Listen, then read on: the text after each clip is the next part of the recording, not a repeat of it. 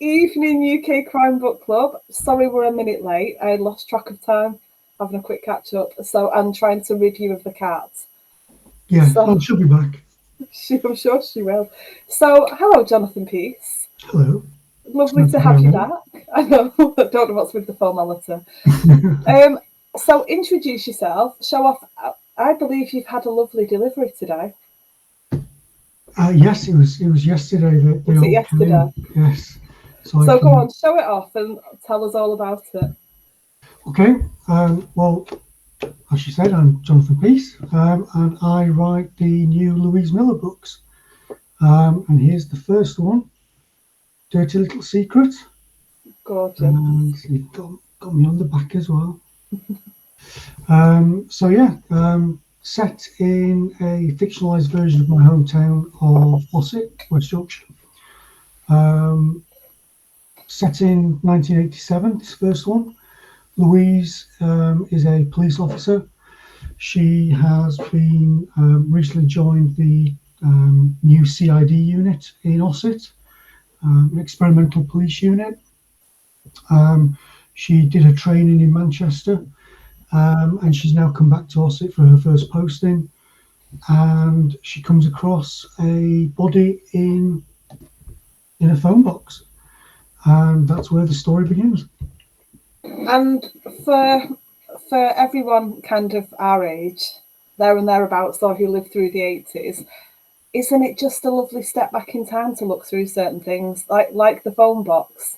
Not that the ones in my area were ever that intact. Yeah, I mean, the reason why I set it in the 80s was for two reasons, really. One, the main one is I'm just a huge 80s nerd. I love everything about the 80s. The music, the films, the books. So writing in the 80s just felt normal and natural to do that. And secondly, and more cynically, I actually want to write a long series of books. And I'm taking a leaf out of Ian Rankin's book and doing it so that each of the novels is set in the next year. So Dirty Little Secret, set in 1987, From Sorrow's Hold, which is book 2, will be set in 1988, and so on and so on. And eventually we'll get around to the final book being in 2025. That's the plan, anyway. Whether or not it happens is an entirely different thing, but that's the plan. That's what I'd like to have happen. And you have detailed it pretty well. I mean, I've seen plans, and it's not just quite well structured, it's incredibly detailed. The first 9 books, there's plans within the plan. So the idea is that it's going to go in a sequence. So there'll be a 9-book story arc, which is fully mapped out, titles, everything. So I know what happens in each book. And then after that, we go back in time for a trilogy of books. So after I've done this first story arc, the first trilogy is the Manchester trilogy. So we're going to go back to the time when Louise was actually in Manchester doing her training. And then we'll come back and rejoin the storyline and follow on for another 9 books. And then jump back in time a little bit for another trilogy, and so on and so on. That seems a good time to mention that if people go to your website, which is, remind me? Which is jpwritescrime.com. Okay. I couldn't think of the end bit, because it used to be .net, didn't it? And I got confused. It's been a lot of .net, .co.uk, and now it's .com. But if people go there and sign up to your newsletter, they can get a copy of One Night in Manchester. So tell everybody what it is so they can go and have a look before the books even come out. Yeah, it's a short story prequel. And like I say, it's set in 1986, so the year just before it comes up. She's on a patrol duty with one of her work colleagues. There's a killer in the area, and she's been told to watch a particular alley opposite a nightclub. And like I say, it's a short story. Gives you a bit more of a feeling, a bit more of a background into Louise. And there's also a little sample of Dirty Little Secret in there as well, which is out on the 31st, just to say. Yeah, don't worry, we would have got to that. So 31st of May, and you've got a date for book 2 as well now, haven't you? Yep, From Sorrow's Hold will be out on July the 12th. And I believe it's live for pre-order right now. I know you can pre-order it. I don't think Hobeck have announced it yet. It's not been officially announced yet. You can pre-order. Was there not a comment on somewhere on Facebook today? I might have done that. And Hobeck also commented. I think it's okay to say. Is it? Yeah, we're gonna have to have a like little shufty through Facebook at some point. Yeah, and have a look what was said. I stumbled across and saw that it was actually available. Both of them available on Waterstones to pre-order as well. So that's quite nice. I was going to say that is so exciting.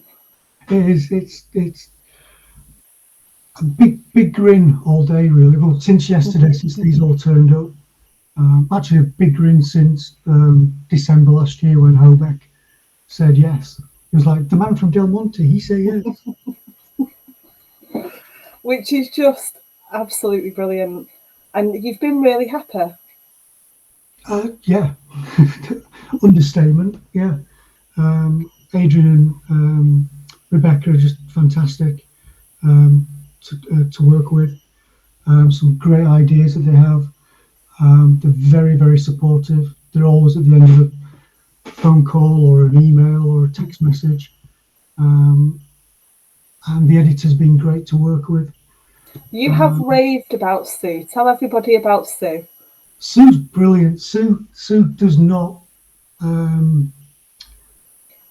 She doesn't let me get away with anything. I have a big issue in that I do my initial vomit draft and I get it down. I don't do a lot of major planning for the book. I don't know if I've got one to hand. My outlines are literally bullet points. Mm-hmm. I think I've tied it up. Yeah, I've tied Don't do it that. You won't find anything again. What are you thinking? Oh, it was just there, and now I don't know where it is, so I don't know how I'm going to write the next book. Anyway, I blame the cats. I just do bullet points for the chapters, and then I flesh those out as I'm going along, and then if new ideas come, I'll just add them on. But when I'm writing it, I'll just throw it out, and I have a tendency of slipping into different people's points of views.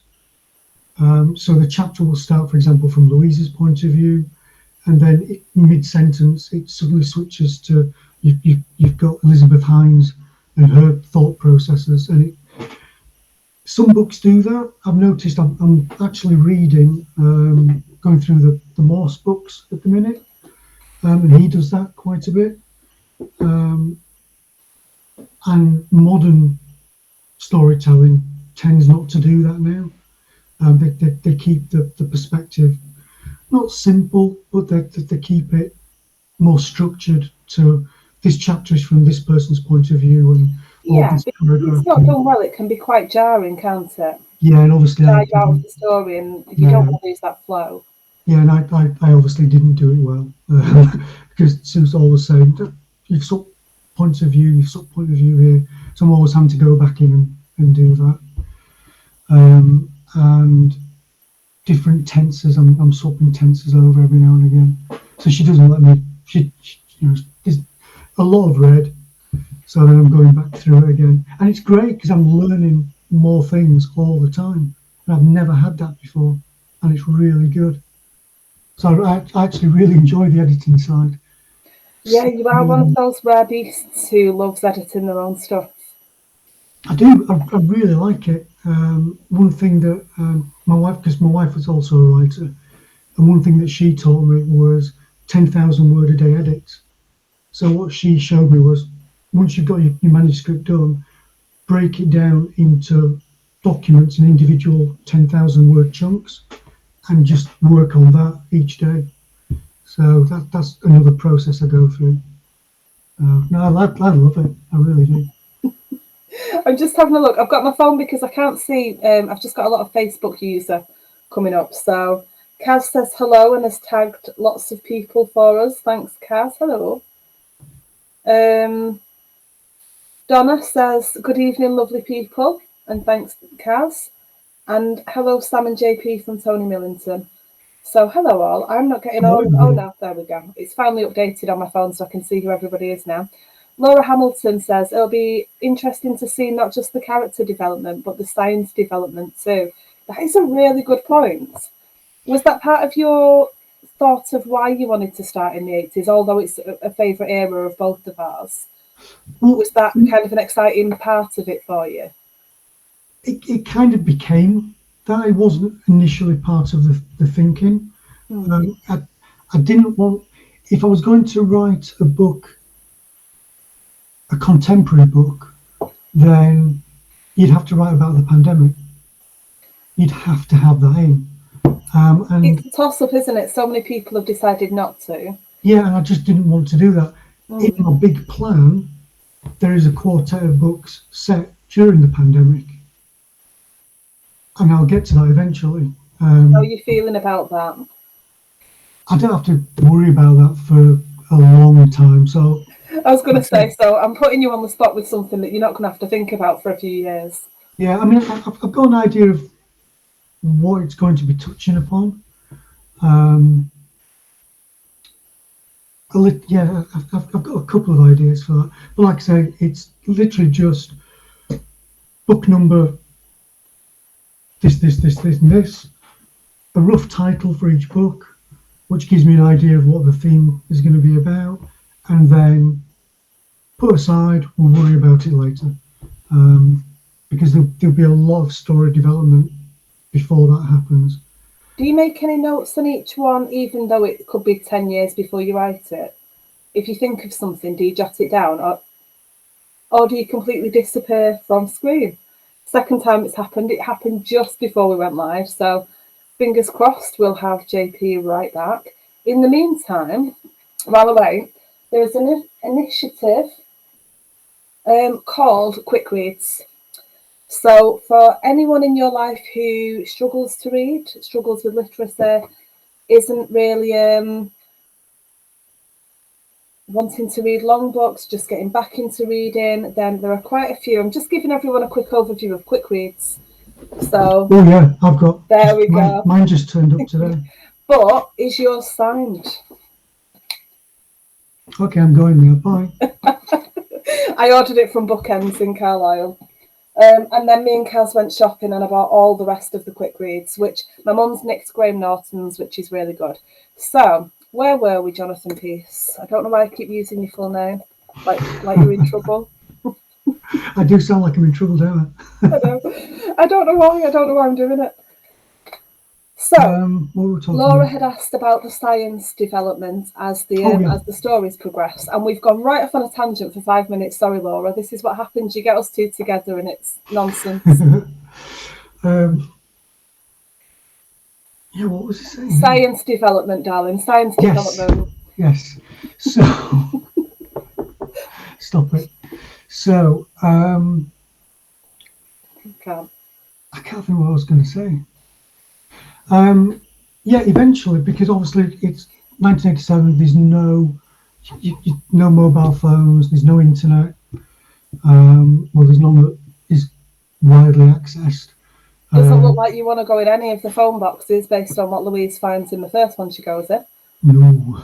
And then eventually, those elements are going to be coming into it. Some people are going to be reluctant. Some people are going to fully embrace it. It will make the storytelling a little bit different, probably a bit more fast-paced, because they'll be able to get answers relatively quickly. Whereas now, they're literally having to go from point A to point B to point C physically to go and do these things. and to do the investigations, whereas they can do a lot of it from the confines of an office. So yeah, it'll be interesting to see how that does develop. But again, it's not something I'm concerning myself too much, because right now I'm still in 1989 and Yeah, I'm later putting on. far too much pressure on you, as is Laura, to see how you're going to handle the science developing. But as you research and as you learn through it, then it'll feed naturally in. Yeah, no, it's going to be good. It's going to be exciting. I think so. We have a hello from Holbeck Towers. I'm just having a look. It's Beck. Hello, Rebecca Collins. So that's just hello. somewhere near the bottom, but coming up as Facebook user. So I'm just having a little look on my phone. Oh yes, hi. Kaz wants to know, would you write a standalone? Now, we've talked in detail about your plans for Louise Mill. We've not talked in too much detail, Rebecca, don't worry, we're not giving too much away. But the ideas that you've got and how often, but do you plan on breaking it up with any standalones? I do have 2 ideas for standalone, well, kind of 3 ideas for standalones.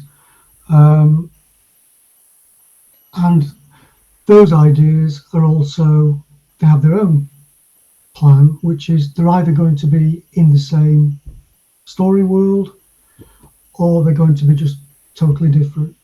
So, for example, there's an estate which you're introduced to in Dirty Little Secret called Broadowler Estate. Once heard of, never forgotten.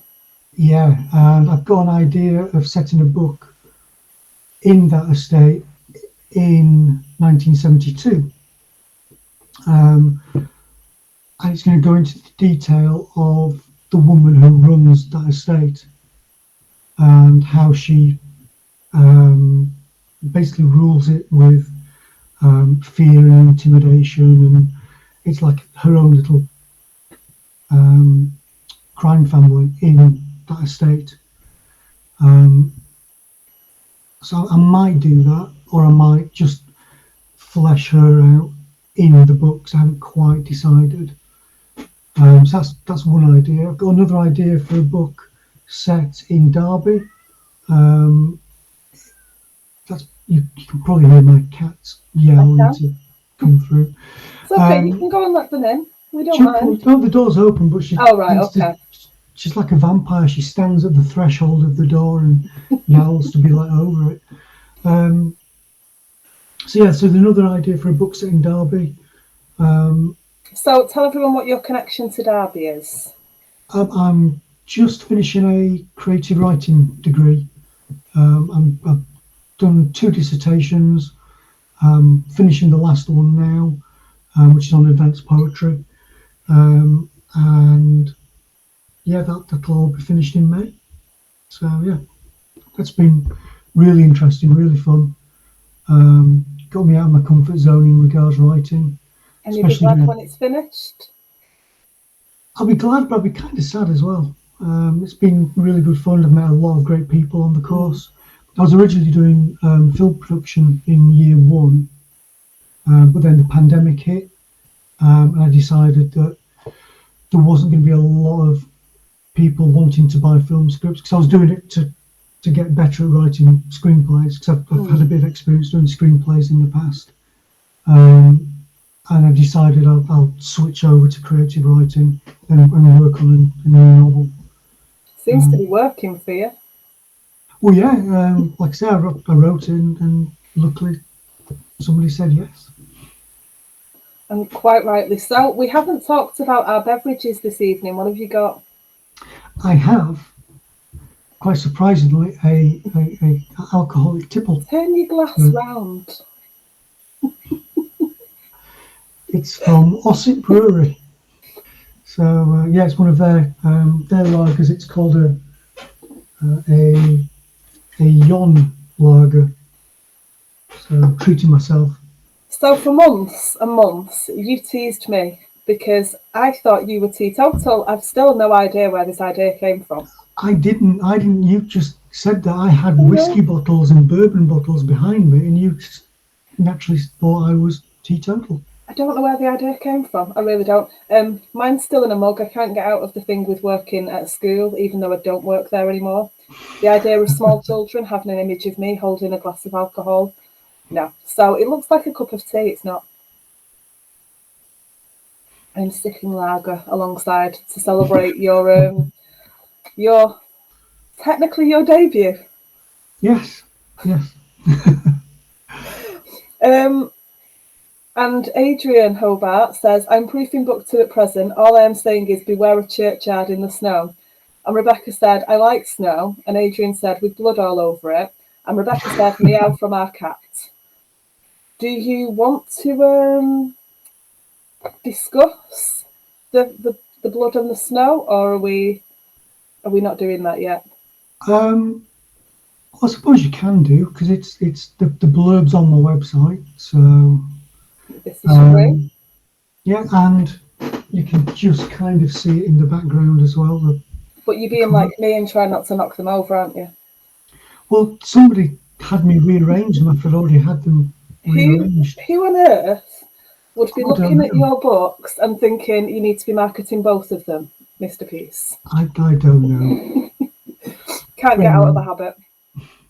Yeah, so book 2 from Sorrow's Hold is set, like I say, the next year, 1988, around Christmas time, and basically a body is found in the churchyard, and yeah, the investigation takes place from there. I can't really say much without giving away quite a lot. I'm literally sat here thinking, I don't want to say anything because I don't want to be the person who puts my foot in something. It always worries me that I'm going to be somehow accidentally giving spoilers because, you know, I hate spoilers. I'm just bringing up the blurb to see what you can get away with saying.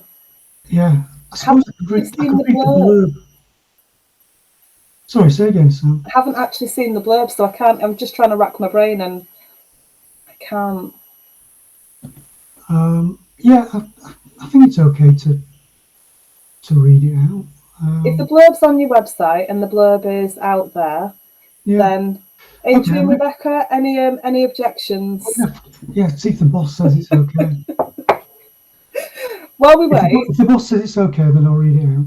Come on, Holbeck Towers. What do you say? What say you both? Kim Wood says, hi Sam and Jonathan, love the 80s too. Absolutely love the 80s, Kim. I was a wee whippersnapper. I've got, no objections. So I will have a look who said that, just to make sure it's not Donna. No, Rebecca says, no objections, go for it. Thank you. Okay, so December 1988, Christmas beckons, but what should be a time of excitement and joy is forever tainted when a teenager's body is found in the graveyard of Ossett's Holy Trinity Church, a suspected suicide. As they respond to the devastating event, WDC, Louise Miller and Elizabeth Hines, together with psychologist Carla Hayes, each use their own experiences of suicide to help the wider community as it struggles to understand the terrible choice that has been made. But when another teenager goes missing, Louise starts to believe there is something even more sinister behind the events. I love Louise. She must be such a fun person to write. She is. She's got a very distinct voice, a very distinct personality. I mean, you're good at that anyway. We know all of your characters. You could pick up the book, open it in any place and know who it is without the name there. That's always just been obvious. But Louise she really is, she's feisty, but not in an aggressive way. She's very sure of herself. She knows what she likes and what she doesn't like. She knows what she's willing to accept from people in her team, because we're talking about a WDC in the 80s. Yeah. So, yeah. I mean, there's so many things you need to contend with. Yeah. Obviously, the first book really deals a lot with, obviously, the sexism and misogyny of the time. Not that that's gone away at all, but it was of a different kind. I think that's the fairest way of saying it. Obviously, it still continues, but as you say, she handles it. She knows when to fight her corner. Yeah. She knows what battles are the ones worth fighting, and she knows when to really make her points known. I think, whereas someone like Elizabeth Hines, she's a little bit younger than Louise, not by much, but a little bit. She's still quite inexperienced. That's what I She, was going to say. She's younger in experience. That's kind of not so much the actual age, it's the experience levels, isn't it, that really yeah, separate them. and her own levels of confidence and being able to speak out and not exactly being given permission. That's the wrong way of saying it, but giving herself permission to speak up when things need to be said. Um, so that carries over into book two. Obviously, there are other characters as well. There's Carla Hayes, who's a psychologist who is brought in to try and understand what's happening in the first book. Again, without giving too much away, these characters will be taken over into future books in varying degrees, shall we say. I love the softening of Carla. So in book one, I don't know if prickly is the right word, maybe more forthright. She was a really lovely character as well. But her professional exterior is more what I Yeah, need. she starts out very professional, but th- th- there's a friction between the police and the psychologist. They obviously come to the same problem, but from different points of view and Yeah, different goals. Carla's is to basically to heal, and Louisa's is to solve the mystery, to solve the crime. yeah. And they start by butting heads quite a lot, and then that relationship will go through changes as they start to understand each other's points of view. Yeah, because from their professional point of view, they spend more time around each other and they offer insights professionally that each other maybe wouldn't have had before based on the separate experiences. So they've both got something to add to each other. Yeah, yeah. And then obviously there's Bill Wilson, the DI, the guy who's in charge of this new experimental CID unit that's been set up in this small town of Ossett. He kind of oversees everything. A lot of people, when they write a DI, put them into the heart of the action. He's more of a facilitator. He oversees everything that's happening in this area, and he kind of doesn't understand Carla's point of view. He's more about getting what he wants to have happen, but he's more sympathetic to Louise's situation. I didn't want all the male characters to be, misogynistic. Yeah, it wouldn't have been realistic, would it? I mean, Mandy's fantastic. Yeah, what did I call him? I call him a different character. Yeah, Mandy. You said Bill Wilson. Yeah, he's somebody different from a different book. It's okay, we can slide right past that. Yeah, ignore that. Let's move on. Yeah, Shows I've been paying attention. yeah, that makes one of us. Yeah, Manby's he's like I say, he's sympathetic, but he can be harsh when he needs to be. Very much firm but fair. Yeah, I hope so. I hope that comes across. Yeah, it really does. Yeah, good. Yeah. Who said I love drinking wine out of a mug? That's Beck as well. It's Rebecca. Laura Hamilton wants to know if the books are available on ebook, only coming up as paperback. I think it will be definitely. I think currently on Amazon, it's just going through the processes of getting ready. Takes a bit of time, doesn't it, for things to come on after you start actioning things? I think so. Yeah. So we'll have a look at that.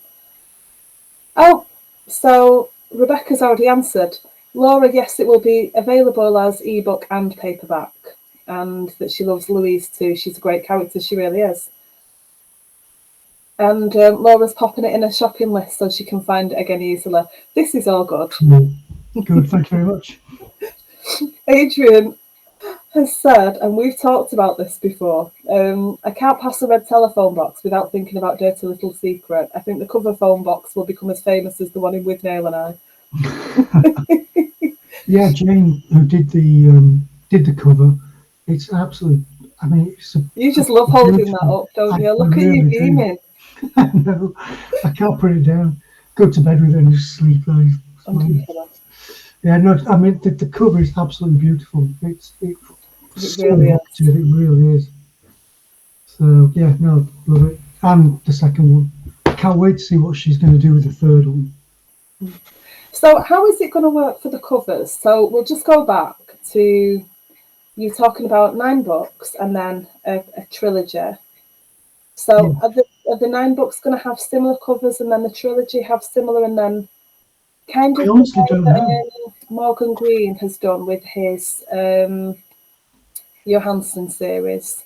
He's got he's separated the covers into trilogies, even though it's a series. So I just wondered if you were thinking of doing something similar. I honestly don't know. I would asking too far ahead again. A little bit, but I would have thought, because Dirty Little Secret and From Sorrow's Hold have very similar styles. Obviously, you want to keep it consistent. Yeah. So I would have thought that's what Jane would do, and then for the trilogy, I don't know, because I don't know what's going to happen. I mean, at the minute, I'm just contracted for 3 books. So what happens after those 3, I don't know yet. Again, it's a little bit forward. I don't want to preempt anything. I'm just happy with having these 3 coming out first of all. So yeah, but yeah, I would have assumed it would stay consistent. So fair enough. Adrian wants to know, who would you rather have a pint with, Manby or Harold's? That's a tough one. They are 2 very different men. Yeah, I've known people like both of them, Manby and Harold's. I think with Harold's, I'd be able to stand in for maybe a pint. I was thinking along the same lines. Would you be able to have a game of darts with him without wanting to chuck one? Oh no, they'd all be in the back of his head. They would all be in the back of his head. See, this is the thing. But then we need somebody in between, but more towards Manby, I reckon.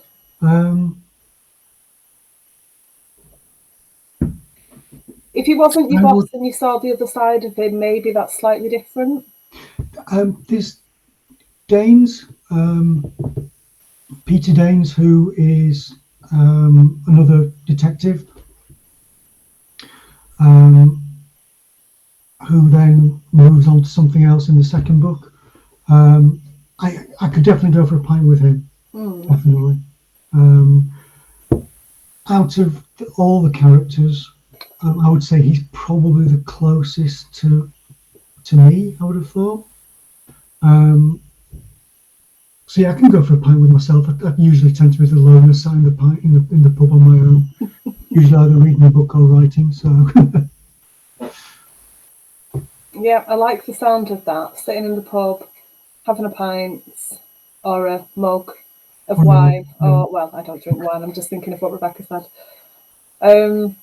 Yeah, and sitting in the corner. And I suppose there must be pubs. I know there's at least one that probably hasn't been decorated since the 80s and still has the same atmosphere. So that'd be quite nice. I'll tell you about it afterwards. I'll tell you where it is. I'm intrigued. It's actually in Yorkshire. Adrian says, we've been thinking about changing covers over time to reflect the year they are set in, so it may come in trilogies of covers. Oh, That's that's a the good fun of the idea. creative process. See, I like that. I mean, technically, the red phone box, there are still some knocking about. Hopefully not all. Should we go back to why we keep going on about the phone box for anyone who hasn't read the blurb and hasn't looked at the pre-orders yet? Because it does happen right at the beginning. I don't think it's giving anything away.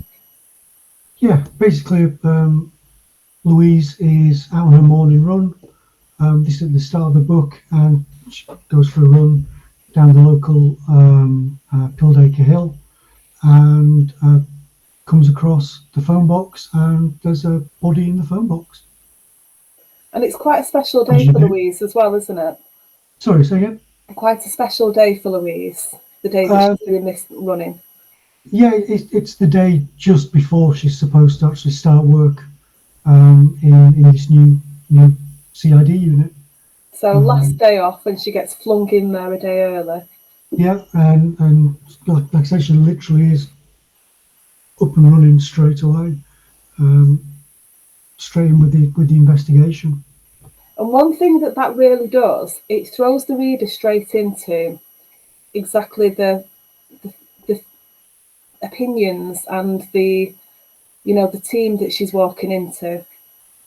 Yeah, it's literally thrown in at the deep end in all respects of the word.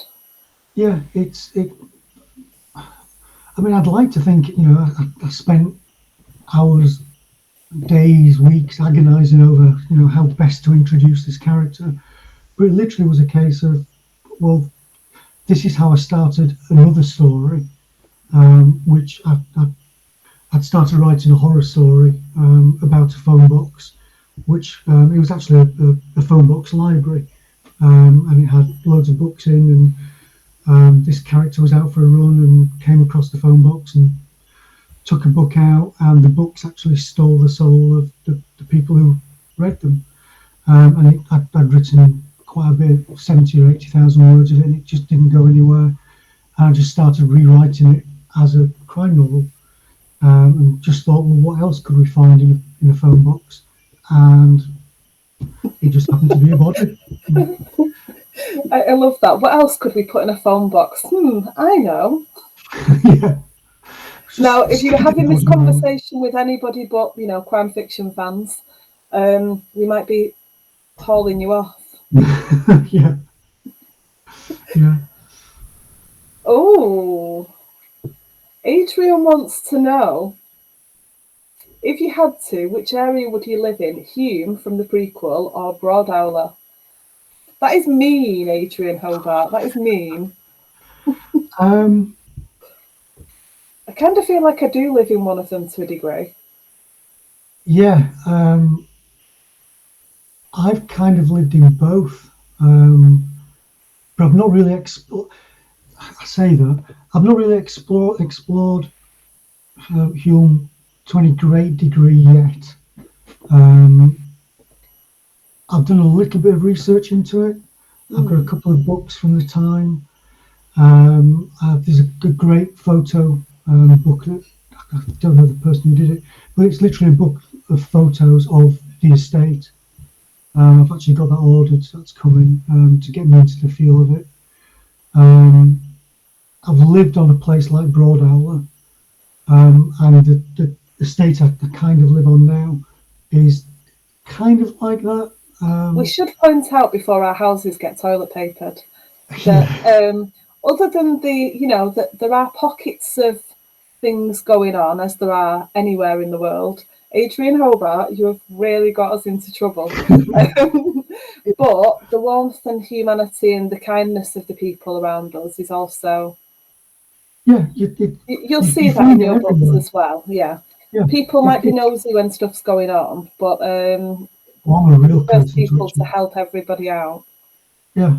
And now I've got that in, let's continue. Yeah. So there's a character who walks around where I live now who gave me the idea for this particular person, and then I just took it to the nth degree. I mean, she's probably a really nice person. I've not really spoken to her, but I've just taken it to, like I say, to the extreme of what what will happen. And Hume will have an effect in later books as well, without giving anything away. But in order for that to have the impact I want it to happen, we have to go back and explore it in more detail first. So that's why I'm going to be doing that trilogy of books, and I'm definitely going to do those. I know I'm definitely writing these first 9 books of Louise, then I'm definitely writing the trilogy, and then we'll see what happens after that. What do you think you learned from writing, just purely from a writing point of view, from writing Dirty Little Secret? What helped you moving forward with the writing for From Sorrow's Hold? Any advice for anybody who's written the debut, and is looking to move on to book 2? I think it helps if you decide straight away, even if you don't go into any great detail, but if you decide straight away this is either going to be a standalone or it's going to be part of a series. And I made that decision straight away that it was going to be part of a series, so that I could seed things in the first book, which I can then explore in a little bit more detail, either in the next book or in future books, or not explore them at all. There are throwaway lines in the first book which won't get explored, which I know people will be going, oh, I like the sound of that. And then there are certain things which people won't even pick on or pick up, which will have repercussions later on. Certain characters, certain names which get thrown around will become more apparent later on. So if you are thinking of writing a book, definitely decide straight away, standalone or series, and then when you start writing, you can then go, oh, that's a good idea, I'll just make a quick note. I'm not a big believer in going into great big documents of character descriptions and big outlines of what happens in each book in great detail. For some people that does work. For me personally, it doesn't. That's the beauty of writing. No real answer to anything, no matter what anybody says. All the people who are charging fortunes for big long courses on writing, and they're saying, "Oh, this will be the golden key to unlock your writing potential." I don't agree with those whatsoever. I agree with the sit down and put one word in front of the other and just keep writing, and then go back and rewrite that once you've finished the entire story, and then go back and rewrite that again, and then go back and rewrite that again, and just keep fleshing it out and adding more as you go along. Like I say, my outlines are literally just bullet points because that works for me. If you need to write down in great detail, then go ahead and do that. There is no right or wrong. But for you, that's really working well. Yeah. Before, I would just go, oh, I've got a really good idea, I'm going to write. And off I go and sit down, and I'd get 20,000, 30,000, 80,000 words into it, and then I'd just lose, the motivation or the impetus or the focus with the story. And then I just sat down and took a leaf from what I used to do for screenwriting, which was a very brief breakdown of 3-act structure, which I then broke down into each act would have its own 3-act structure. So 3 acts becomes 9 points, 9 points becomes 27 points. Those 27 points then become chapters, and then they can become more chapters, and so on. And another thing I did, which I strongly suggest and advise, is read a heck of a lot. I'd never read a crime book before I started writing and deciding I want to write crime. So I read as many crime books, different styles that I possibly could, starting with Ian Rankin. I read the first 7 books of Ian Rankin, and then I read the first 7 books of Lynn Anderson's Rona McLeod. Then I read Rose Watkins' books, and then I'm reading. Then I came across UK Crime Book Club and M.W. Craven. I knew you were going to go. I thought you were going to miss him out then. Oh God, no! Thank you to you. He's actually, I think you did an interview with him. So I devoured those books in about a week. And they are fantastic books. Very fast-paced, short, punchy chapters, which I kind of tried to appropriate into Dirty Little Secret. The one I'm writing at the minute, the chapters are a bit longer. The book is definitely going to be a lot longer. I'm trying to stick to not a formula, but I'm trying to get to kind of a style with what I'm doing. It's slowly working, I think. So yeah, read a lot. Read as many crime books as you possibly can, or if you're writing a different genre, read as many of those. When I was wanting to write horror, I read obviously Stephen King, James Herbert, quite a lot of just loads of different writers. And then the other book, if you're writing crime, is the How Done It book. That is like my Bible. That and Stephen King's On Writing book. They're my 2 Bibles for writing crime and writing in general. So, I still need to buy the Who Done It book. It's been on my list for ages. I have got On Writing somewhere behind me. I don't know. Oh, it's I've not read it for a while, but it is up there. Definitely get this version. I've got the original version, the hardback, but this is my one which I've scroll and stuff in it. So you writing books? How rude. Yeah, even in books I'm writing, I'm reading. If I like a particular line or rhythm of sentence, I'll get my highlighter out and highlighting. No, I'm going to have to send you some little sticky notes and stuff. You can't be defacing books. Oh, my wife does that. She's got sticky notes, post-it notes everywhere. Yeah. No, I can't do that. No, I scroll all over them. Really like that. There'll be people going, yeah, I do that. And there's me and Lucy horrified.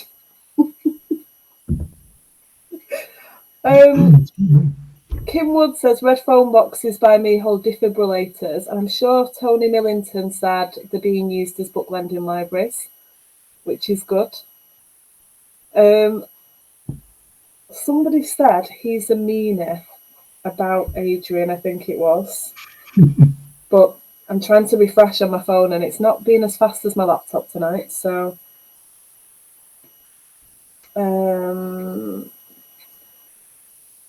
Adrian wants to know the best piece of advice you've been given on your creative writing courses. And I'll see if I can find the other comment while you're answering. God, that's a tough question. I mean, they've been extremely supportive. I mean, really supportive. Because obviously the pandemic was going on, and we were obviously self-isolating. So we were doing a lot of online studying. Mm-hmm. And then when everything started to open back up, I took the decision that I wasn't going to do that and go in, and they fully agreed and understood my reasoning. Yeah. So again, like I said, very supportive. They did read an early draft of the book. I'm trying to think in general. I think one of the strangest things I've learned, was taking the poetry classes, the poetry modules. I took it in the second year, and then I took advanced poetry this year. And I took it to try and get out of my comfort zone a little bit, because I've never read poetry, I've never written poetry, I've never understood poetry. Excuse me. In school, we studied a poem called Arundel's Tomb, and it was part of the exam, the final exam for English literature, and I couldn't understand it. So rather than answer all the questions, I wrote 10 or 12 sides of A4 on why I didn't understand the poem and why I couldn't answer the questions. It's a novel approach to it. I like that. I actually got a good grade as well, which is quite surprising. So yeah. So yeah, I never really, like I say, I never really enjoyed reading or writing poetry. But then I took the classes, and I learned a heck of a lot about word choice, about rhythm, sentence structure, how to convey emotion through word choice and through rhythm. So using short, punchy sentences when you're wanting to create a bit more tension, going for longer, more prosaic, the right word? I don't know. For more lengthy sentences to slow that pace down, to really get into the mind of somebody. And like I say, it's really helped a lot. And then in this final year, I'm with all the dissertations throughout the 2 years, I've been able to tie them into each of the books that I've been writing. And with advanced poetry, I'm actually, without giving anything away for book 3, I'm actually tying it into what happens in book 3 with poems that are being written. I don't want to say too much because it'll give certain things away. Yeah, don't give anything away. And it was Rebecca saying that Adrian is a meanie. When I said that question was mean. Sergit's watching as well. Hi, Sergit. Hi, Sergit. And Rebecca could hear meowing. I've got to admit, the meow was so loud that when it happened, I was thinking, has a cat got in? Yeah, that was Quinn. No, I meant here. We have. Right. I haven't got cats, but we do have them that wander in or try to. Just but putting a light luckily on the door's closed, and no, I don't think we've trapped a cat. No cats were harmed during the making of this episode. No, like I said, Quinn's somewhere. Donna wants to know, what's the nicest compliment you've received about your writing? Oh, God. And they're asking some very tough questions tonight. Great, really. Well, you can take it. You've been here before. You know what we do. I would never ask you anything that I didn't think you could answer. Never. I've had a lot. Oh man, that's made my hands sweat. I've had a lot of, without going into details. The book has had a history, and it's had reviews already from a previous life, and they were really complimentary, and there were a lot of people said a lot of really nice things. I think it as somebody new to having people actually reading what I'm writing, and reading critically as well, not just reading for the sake of reading and so on, but actually reading and reading to review, because a lot of people are reading to review, which is both thrilling and terrifying at the same time. And like I say, a lot of people said a lot of nice things, and it's still it still knocks me for six every time somebody says something quite complimentary, because I'm just writing a story, and that people like it and people are understanding what I'm trying to say, because I'm not just trying to write a entertaining book. I mean, obviously, books are a form of entertainment, but you know, people are forking out hard-earned money for for a paperback, for an ebook. So obviously, I want them to enjoy it. I want them to be entertained, but I want to try and say a few things as well, which is something I never thought I would actually hear myself saying. I always thought, oh, I'm just going to write. When I wrote film scripts, it was, oh, I'm just going to write nice big explosions and zombies and Thunderbirds and all weird, crazy, popcorn entertainment. But now, as I'm, I turned 50 this year, and I'm wanting to actually say a few things of importance. And one of the, obviously, this is about misogyny and sexism, and that's going to carry through. And From Sorrow's Hold is about teen suicide, and the third book is about racial crime and race, racial tensions and things. But to have then people say, "Oh, we enjoyed it. We liked this story," and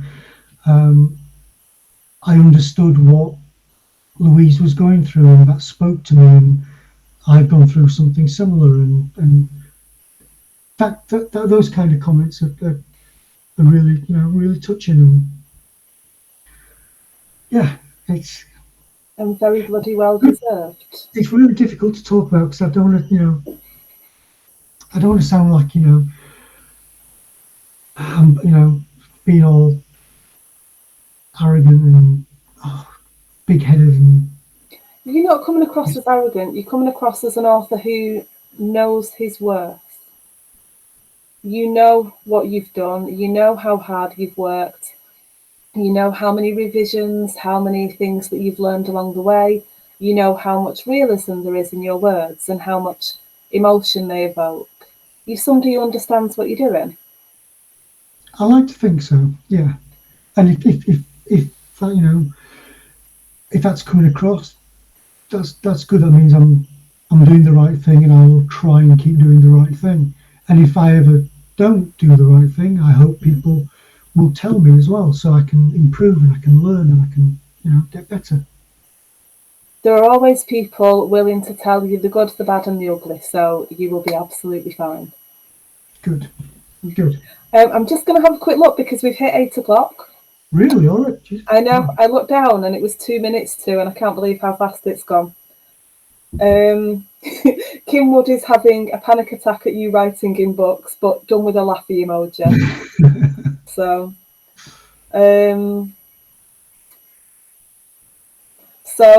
Adrian says, well said, Samantha Brownlee. Rebecca says, I agree, Sam. Jonathan, you aren't remotely arrogant. You're very modest and thoughtful. Thank you. It seems you found your the right place for you, and I couldn't be more thrilled. No, it's really it's really good, it's really exciting, and thanks to you as well, Sam, because you've been there basically from day one, really. With my little pom-poms cheerleading. Yeah, a little bit. So I do appreciate it. So thank you very much. Well, it's we're in a nice place, aren't we? Because we both love crime fiction. We're both interested in everything that's going on in the industry, and we did hit it off. And we have had many a discussion about phone boxes and PJ and things like that. And yeah, phone boxes and taking the mickey out of each other. We've got a good thing going. And but I would just want to say thank you for coming back again. So give us a reminder of dates when people can find things. jpwritescrime.com Yeah. is your website where we can find One Night in Manchester. So give everyone a bit of a hint about what they can find, where they can find it, and why they need to be reading, because they do. Yeah, so obviously here we go, one last time. My little book baby. Dirty Little Secret from Hobeck Books. It's out on May 31st. And like I say, set in 1987. The first of a... Oh, here she is. Here's Queen finally. Set in 1987, the first of the Louise Miller novels. The second book will be out July 12th, I think it is, from Sorrow's Hold. You can find me on my website, as you've said, jpwritescrime.com. All the social medias, it'll be JP Writes Crime, so just search for that. You can get a newsletter and short story prequel, again from my website.